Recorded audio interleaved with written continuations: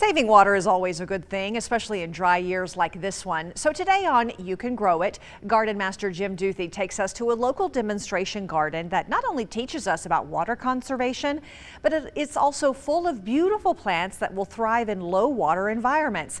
It might be something that you'll want to consider in your landscape, and even better, you can grow it.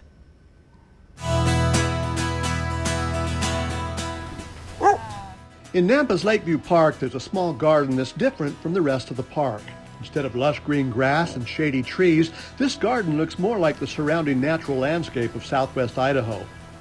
With our ongoing drought, saving our water resources is very important. That's one reason why the city of Nampa built this rain garden in Lakeview Park to educate us on the types of plants that you can grow to save water. So a rain garden is designed to suck up any excess stormwater runoff we get. It will also filter any pollutants before they reach the nearby creek.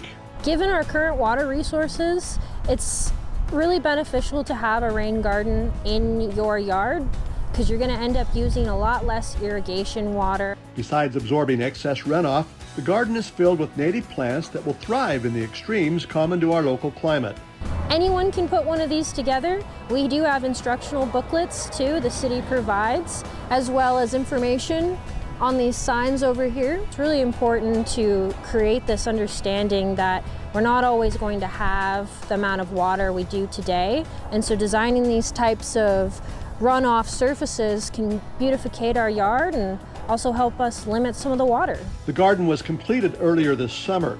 Each plant variety was selected to represent native Idaho vegetation for color, drought tolerance, and the ability to survive our hot summers and cold winters. When considering installing a rain garden, there are a few things to keep in mind. I looked at the area, the shape of it, and I know the different plants have various heights once they grow.